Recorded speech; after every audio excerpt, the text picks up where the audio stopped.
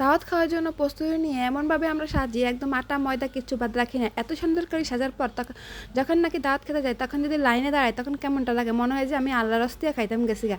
এই কারণে আমার আজকে এই অবস্থা। তারপর এই রোদে যখন 1 থেকে 1.5 ঘন্টা দাঁড়িয়ে থাকে খাওয়ানোর জন্য, তখন মনে হয় আমি ট্রাফিক জ্যামে আটকে গেছি, তারপরে আমাকে উদ্ধার করে নিয়ে তারপরে খাওয়াবে। এই হচ্ছে আজকালকার আমাদের দাওয়াতের অবস্থা। যাই হোক, তারপর তো দাওয়াত তো আর মিস করা যায় না। এই যে মেয়েকে একদম সাজিয়ে গুজিয়ে নিয়ে যাচ্ছি, আজকে কতক্ষণ লেট করতে হয় অবশ্যই আপনার ফুল ভিডিওটা দেখেই বুঝবেন। আসসালামু আলাইকুম এভরিওয়ান, সবাই কেমন আছেন? আলহামদুলিল্লাহ, আমিও অনেক ভালো আছি আপনার দোয়া এবং ভালোবাসা। তো যেই ভাবা সেই কাজ, টানা 1 থেকে 1.5 ঘন্টা পর দাঁড়িয়ে থাকার পরে এ হচ্ছে আমাদের খাবারের অবস্থা। এখন খাবার চলে আসবে। এখন যদিও খেতে চাই বেশি, কিন্তু খেতে পারবো কম, এটাই মনে হয় মানুষ এই জন্য দাঁড়িয়ে রাখতে হয়। আসলে মানুষের কোনো দোষ নাই, অনেক বেশি মেহমান দাওয়া দিলে যা হয় আর কি। যাই হোক, আজকে আমার একটা দুঃখের বিষয় হলো, ওই জায়গায় গিয়ে আমি ভিডিও করতে পারি না আমার শ্বশুরমশাইয়ের জন্য। আমার ননদকে একটা ধমক দিয়ে ভিডিওটা বন্ধ করে দিতে বলছে যে দাওয়াত খেতে আসলে শুধু খাওয়া দাওয়া, খাওয়ার আগে মাইরের পরে এখন কিসের ভিডিও হ্যাং তাং। আচ্ছা যাই হোক, তো আর ভিডিওটা করা হয় নাই, আপনাদের সাথে দেখানো যায় নাই। যাই হোক, দাওয়াতের ভিডিও দেখাতে পারি না দেখে কি হয়েছে, আজকে আপনাদেরকে দেখাবো আমি গাছ লাগান পরিবেশ বাঁচান। আসলেও কিন্তু এর কথাটা সত্যি, গাছ লাগাইলে আমাদেরও কিন্তু অনেক উপকারে আসে।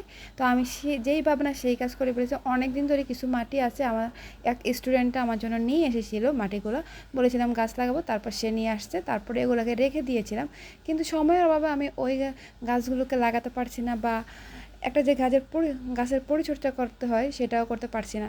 তো এখান দিয়ে আমার ননদকে আমি কাজে লাগিয়ে দিয়েছিলাম, বলছিলাম যে তুমি এগুলোকে বাটো, ডিমের খোসা। তো সে একদম রাগান্বিত হয়ে বলতেছিল যে হ্যাঁ, আমাকে দিয়ে সব কাজ করানো, আমি গাছ লাগাবো, পরিবেশ বাঁচাবো, সবার তো পরিবেশ আছে, তাহলে তোমার তো পরিবেশ দরকার, তো তুমি একটু হেল্প করো। যাই হোক, এই যে এখানে মাড়ি নিয়েছিলাম, ও যেহেতু ফরি করে মাড়ি আনছিল, মাড়িগুলো কিন্তু একদম পুরোপুরি রিয়েল না, কিছু বালু মিক্স করা আছে, তার জন্য আমি কিছু মিক্স করে নিব, কারণ সার যদি একটু বেশি হয় গাছের মাটির উর্বরতা বাড়ে, তখন গাছও কিন্তু খুবই সুন্দর হয়। যাই হোক, আজকে কিন্তু যখন নাকি ভিডিওতে বয় দিতেছিলাম, পাশের বাড়ির আন্টিরা এত ঝগড়া করতেছিল যা বলার বাইরে। এদেরকে কি বলবো, যখনই আমি ভিডিওতে ভয়েস দিতে যাই, যখনই আমি ভিডিও করতে যাই, তখনই তাদের ঝগড়াটা একদম স্পিড বেড়ে যায়। কিচ্ছু করার নাই গাইজ, মেনে নিতেই হবে। আর এই তো আমি এক এক করে কিন্তু সবগুলো খোবাতে নিয়ে নিয়েছিলাম। আমি যখন নাকি ওই যে দই আনে, তখন এগুলোকে রেখে দিই। এগুলো দিয়ে কিন্তু অনেক কাজ করা যায়, মাটির এই হাঁড়িগুলো দিয়ে আপনি কিন্তু মাছ ধোয়া থেকে একদম সব কাজ করতে পারবেন। তো আমার অনেকগুলো ছিল, তাই 2টা রেখে দিয়েছিলাম মাটি রাখার জন্য। তো এই যে ছাদের থেকে কিন্তু পুদিনা পাতা নিয়ে এসেছিলাম, কারণ আমার পুদিনা পাতাগুলো খুবই ভালো লাগে। আর বিশেষ করে যখন নাকি আমার ছাদে চাইতে একদমই মন চায় না, তখন কিন্তু আমি যাতে বাড়িতে থেকে খেতে পারি তার জন্যই ব্যবস্থা করছিলাম। আর বিশেষ করে বারিন্দাটা আমি সুন্দর করে গাছ দিয়ে ভরে রাখবো, এটা আমার একটা প্ল্যান আছে। যদিও আগে আমার পুরা বাসাটা রং করা হবে, তারপরে আমার যেহেতু রং আছে, রং এখনও সুন্দর আছে, কিন্তু কয়েকটা রুম, মানে আমাদের 2 থেকে 3টা রুম আমার ছেলে যখন আগে লেখা শিখছিল, তখন সে এমনভাবে এঁকেছে যাতে তার দিকে আর তাকানো যাচ্ছে না।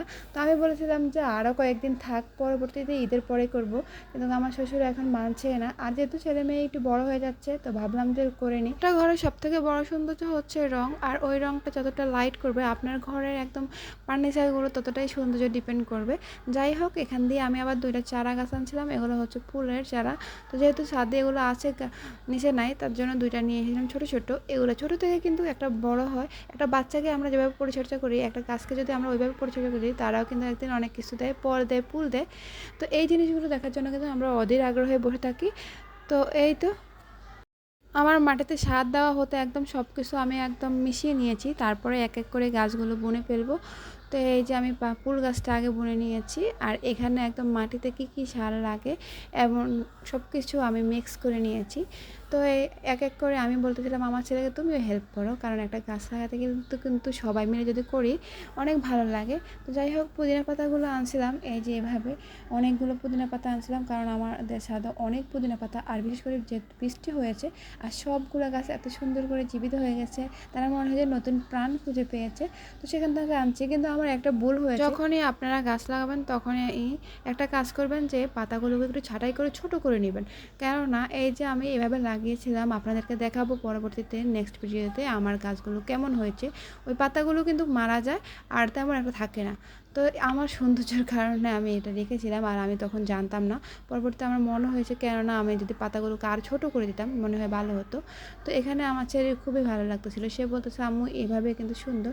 আর এই দিকে দেখছেন এই বিড়ালটা কোথা থেকে হারিয়ে গিয়েছে যেন, আমাদের বাসার সামনে এসে কান্নাকাটি করতেছিল, কিন্তু তার মুখ দেখে বোঝা যাচ্ছে সে অনেক গুরুতরভাবে অসুস্থ। তো যাই হোক, আমার মেয়েটা একদম বিড়াল প্রেমী, আর সে এগুলোকে এত ভালোবাসে যা বলার বাইরে। আমি বলতেছিলাম যে না, ওকে বাইরে রেখে দিই, সে বলবে না। তো পরবর্তীতে ভাবলাম একটা অসুস্থ বিড়ালকে বাইরে রাখলেও ঠিক না, খুবই খারাপ লাগবে। তো তার জন্য একটু হালকা পাতলা সেবা যত্ন করলাম। আর এখান দিয়ে কিন্তু আমার গাছ লাগানো কেমন হয়েছে আপনারা অবশ্যই কমেন্ট বক্সে জানাবেন। আর এগুলো কিন্তু নেক্সট ভিডিওতে দেখাবো কেমন হয়েছে গাছগুলোর অবস্থা। যাই হোক, এই বিড়ালটা নাকি নিয়ে ওই দিন রাত আমাদের পুরো গেছিলো। আর এদিক দিয়ে দেখেন আমার শ্বশুর একদম কাঁঠালের আটা, পিড়িতের কাঁঠালের আটা নাকি খোলে না। তো যাই হোক, এই যে কাঁঠালটা নিয়ে এসেছিলো। আর এখন কিন্তু আমার কাঁঠাল খুলতে এতটাই বিরক্ত লাগে, কখনো আমি আমার বাবার বাড়িতে কখনো খুলতাম না, কিন্তু এখানে এসে আমাকে এই কাজটি সবথেকে বেশি করতে হয়। কেউ খুলতে চায় না, আমার কাজটা আমাকেই করতে হবে।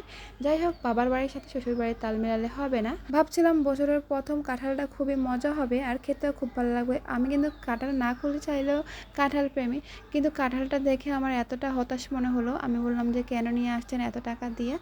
তো যাই হোক, ভাবলাম যে বিসিগুলো নিয়ে আনি, কিন্তু ওগুলো কিন্তু যেহেতু এটা এখন ভালো করে পাকে নাই, ভালো করে কিন্তু এটা বাতি হয় না, তার জন্য এই অবস্থা। ব্যবসায়ীরা আছে তাদের লাভের জন্য কিন্তু ছোট ছোট যে ফলগুলোকে তারা কিন্তু ভালো করে গাছ পাকা করতেও দেয় না। আচ্ছা, গাছ পাকা লাগবে না, কিন্তু যখন নাকি এই জিনিসটা একদম পরিপূর্ণ হবে তখন কিন্তু তার স্বাদ দ্বিগুণ হয়ে যাবে। গাছ থেকে পেকেই পারতে হবে তেমন কোনো কথা না। তো আজকের ভিডিওটা এই পর্যন্তই। আমার ভিডিও যদি আপনাদের কাছে ভালো লেগে থাকে তাহলে লাইক কমেন্ট শেয়ার করতে ভুলবেন না। যদিও ইদানিং আমার চ্যানেলে তেমন একটা ভিউ আসে না, তাও আমি হাল ছাড়বো না। সবাই আমার পাশে থাকবেন। আল্লাহ হাফেজ।